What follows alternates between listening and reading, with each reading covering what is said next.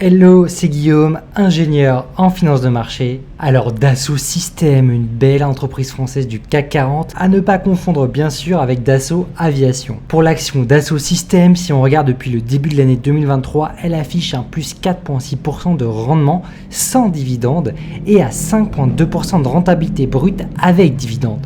On notera quand même un petit plongeon ce 25 juillet dernier suite à une déception sur sa dernière publication et ça, on va en reparler. Alors si on dézoome sur le long terme, Dassault Systèmes a délivré un x27 en termes de rendement en 27 ans. Et avec dividendes réinvestis, on est carrément sur plus de x30. Donc avec Dassault, on va étudier une entreprise qui historiquement a surperformé l'Eurostoxx 600 ainsi que le CAC 40 depuis des décennies. Dans cette vidéo, je vais te partager ma conviction sur Dassault Systèmes dans les mois qui viennent et surtout mes objectifs de prix cible pour cette action horizon 6 mois et 10 ans basée sur mon analyse fondamentale et sur ses dernières publications de résultats. Au passage, et c'est important pour pas rater ma prochaine vidéo d'analyse d'action, abonne-toi. Alors Dassault Systèmes, c'est une entreprise de grande capitalisation à 48 milliards d'euros du secteur technologique et de l'industrie logicielle et services. À ne pas confondre avec l'action Dassault Aviation qui, elle, adresse le côté industriel, aérospatial et défense. Alors que Dassault Systèmes, elle, c'est une valeur technologique très intéressante et qui est, elle, au CAC 40. Alors Dassault Systèmes, c'est un des géants des logiciels, notamment sur le PLM dans le monde depuis 1999. PLM, c'est Product Life Cycle Management. Et en bon français, c'est la gestion du cycle de vie applicatif, qui est critique pour la maintenabilité long terme de ses applications et logiciels. Et depuis 2012, sa plateforme 3D Experience lui permet d'aller chercher de la croissance sur de la demande des logiciels appliqués à la santé, à d'autres industries, pour les infrastructures, sur les villes, avec un aspect cloud aussi. Alors si on regarde comment est décomposé son chiffre d'affaires, il y a 3 divisions stratégiques. D'abord la une, il y a Manufacturing Industries qui regroupe les solutions 5G, les infrastructures connectées, IoT, le développement durable, les téléphones. En 2, il y a la division Life Science, la santé si tu préfères, avec une innovation en modélisation 3D des cancers, des maladies en tout genre, avec la modélisation 3D à la pointe en termes de santé, de modélisation du corps humain, du cerveau, des organes et j'en passe. D'ailleurs, l'industrie de la santé, c'est aujourd'hui le premier segment en termes de clients de Dassault Systèmes, depuis son virage stratégique en 2020. Dassault Systèmes s'illustre aussi sur sa division infrastructure et cities, donc sa 3e division, avec des solutions de sécurité, de qualité de vie et de création de l'emploi. Alors, si on fait un zoom sur ses revenus logiciels par région du monde, Dassault Systèmes fait 41% de son marché sur l'Amérique du Nord, 36% en Europe et 23% en Asie. Donc là, il y a quand même un business qui est bien équilibré dans les différentes régions du monde. Et pour que tu aies une idée de ses clients, on notera que Dassault a comme clients bien sûr des États de l'Union Européenne, des Amériques, ainsi que des privés avec des grands noms de grande capitalisation comme Unilever ou encore Red Electrica. Point très important pour bien comprendre le business de Dassault Systèmes, il faut rappeler que c'est avant tout une entreprise scientifique qui délivre des prestations certes logicielles sur plus de 10 industries. Et pour illustrer ça, Dassault Systèmes a quand même embauché plus de 2000 scientifiques et ingénieurs, rien que sur la dernière année. Côté direction, à sa tête, il y a Bernard Charlès, le PDG. Il confirme bien sûr ce virage avec la santé, qui devient l'industrie numéro 1 sur les 11 industries desservies par les logiciels de Dassault Systèmes. Alors, hormis la santé, il y a l'automobile, la défense, l'aéronautique, le high-tech, les services aux villes qui restent aussi très présents. Quand même, Dassault, faut se dire que 80% des voitures au monde ont l'embarqué logiciel Dassault Systèmes, que pratiquement 100% des avions au monde ont des technologies Dassault Systèmes aussi.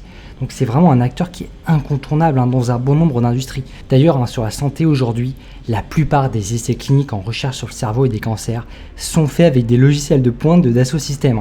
Donc voilà, Dassault il est super bien positionné pour capter la croissance de demain tout en étant très bien diversifié sur différentes industries stratégiques. Et le tout malgré un deuxième trimestre et un premier semestre qui était un peu décevant sur la Chine, mais qui affiche quand même une croissance qui est supérieure à l'Europe et les États-Unis. Donc on va dire quand même que Dassault se porte bien même en Chine. Et d'ailleurs, Dassault, qui avait réalisé une très bonne performance en 2022, avait aussi anticipé un business en Chine qui serait plus intéressant et peut-être plus de reprise au deuxième semestre 2023, donc la partie de l'année qu'on est en train de vivre actuellement. Et surtout que Dassault Systèmes, côté finance, ils sont systématiquement prudents en début d'année et ils battent assez régulièrement les attentes du marché, tout en conservant une marge opérationnelle à plus de 34% quand même. Alors Dassault Systèmes, côté santé, c'est une ambition super forte. Aujourd'hui, le potentiel sur le cloud, c'est un pari. C'est son acquisition de Medidata. Et oui, ça ne semble pas encore payé à date. Parce que la dernière publication, ce 25 juillet, on a vu, c'était un peu décevant sur la croissance, sur le court terme. Parce que c'est pas pour rien que l'action a tanké de moins 5% à la publication ce fin juillet. parce que la croissance attendue par les analystes était plutôt autour de 13%. Et qui, dans les chiffres, elle n'a pas dépassé les 10% dans sa publication sur Medidata. Alors, la stratégie derrière l'acquisition de 2020 de Medidata, c'est d'entrer dans un marché qui est compétitif quand même de la santé, du cloud, avec une target quand même à x3, x4, dans le business de la santé horizon 10 ans. Aujourd'hui, moi, je me positionne en tant qu'investisseur qui va anticiper des synergies long terme sur ce marché, santé, 3D cloud, qui devrait afficher une croissance importante à 2 chiffres par an, qui ne se verra peut-être qu'à moyen terme. Et ça, c'est pas forcément inquiétant pour moi, parce qu'elle va être significative sur le long terme, cette croissance. Côté actionnariat, le groupe industriel Marcel Dassault, bien sûr, possède 40% des parts, et avec certains acteurs stratégiques du management, notamment, avec le tout, si on fait une somme, on est à plus de 48% des parts, donc allez, disons 50%. Et sachant que les autres actionnaires institutionnels n'excèdent pas 1,4% des parts, il y a vraiment une dominance de la famille Dassault, du fondateur, qui est aux commandes avec le management et qui prépare la suite. Alors maintenant, on va regarder les finances et se placer dans un esprit investisseur pragmatique en regardant ce qu'on peut anticiper sur ces finances à moyen court terme sur Dassault Systèmes. Alors pour fin 2023, moi j'anticipe une croissance organique de ses ventes autour de 8% pour ce 3e trimestre et 4e trimestre, donc ce 2e semestre d'ici la fin de l'année 2023. Et pour ces résultats qui seront bien sûr connus et publiés début 2024. Pour ça, j'ai pris des hypothèses assez conservatrices sur les taux d'intérêt, ce qui est assez classique dans les entreprises qui ont des PE élevés, et sur la devise qui joue pas mal sur les résultats de Dassault Systèmes. Et aussi, j'ai pris des bonnes hypothèses sur la croissance de ces 3D Experience Deal. Et le tout en m'assurant que les coûts de Dassault Systèmes sont sous contrôle dans un contexte d'inflation élevée et de taux d'intérêt élevés. Alors oui, en 2022, Dassault Systèmes nous a habitués avec un chiffre d'affaires en forte augmentation à 5,6 milliards. Et avec mes hypothèses en anticipation, moi je m'attends concrètement à fin 2023 à plus de 6 milliards de chiffre d'affaires, ce qui fait plus de 8%. Et côté bénéfice net ajusté, parce que c'est très important, on parle de regarder seulement les ventes, mais aussi ce qui rentre concrètement en termes de cash et aussi en termes de bénéfice net reporté et ajusté. Donc moi j'anticipe là-dessus une hausse qui irait jusqu'à 1,6 milliard, vs les 1,5 milliards de l'an dernier. Et idem sur ces cash flows, là je vois 1,58 milliards vs 1,29 milliards. Donc quand même 22%, donc plus 22% anticipé pour la fin de l'année 2023. Et cette augmentation, pour moi, cette croissance de rentabilité sur ces cash flows et ces bénéfices nets, elle est drivée par des bénéfices qui sont récurrents sur Dassault Systèmes. Et c'est important parce que c'est bien sûr un gage de rentabilité moyen à long terme qui rassure bien sûr n'importe quel investisseur. Alors parfois on se demande qu'est-ce qui manque à Dassault Systèmes pour qu'elle atteigne les fameux 10 milliards de chiffre d'affaires. Et bien sûr ça va être l'usage, donc le temps qui passe de ces offres, des offres cloud, logiciels appliqués, dont il y a besoin de temps pour que les industries intègrent ces systèmes, se forment aussi. Donc voilà, ça demande du temps.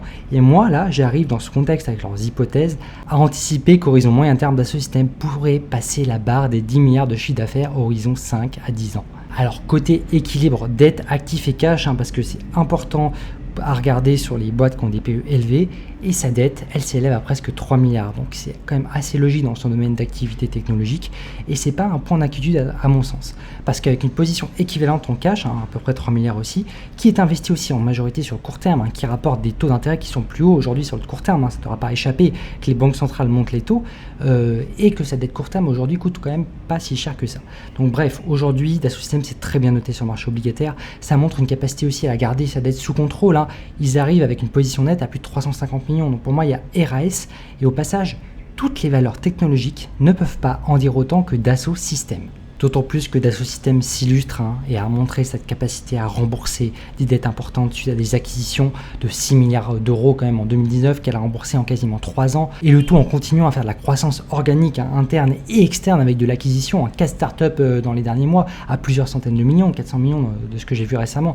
Donc voilà, il y a quand même un management qui a montré sa capacité en M&A qui est clairement très satisfaisante. Alors côté dividende, maintenant on est sur un timide 0,5% de rentabilité annuelle brute, anticipé sur le même ordre de grandeur pour les prochaines années.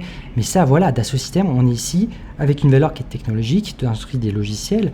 Pour un investisseur sur Dassault, il faut d'abord regarder sa croissance long terme. Le dividende ici, pour moi, c'est pas un critère intéressant sur Dassault Systèmes. Alors voilà, on arrive sur un moment clé, on va voir si c'est le moment ou pas pour entrer sur Dassault Systèmes, en regardant si l'action elle est chère ou pas avec le PE ratio, le rapport de sa capitalisation sur ses bénéfices nets. Alors si je regarde sur son PE ajusté en septembre 2023, donc ce mois-ci, moi je vois qu'il est à 31.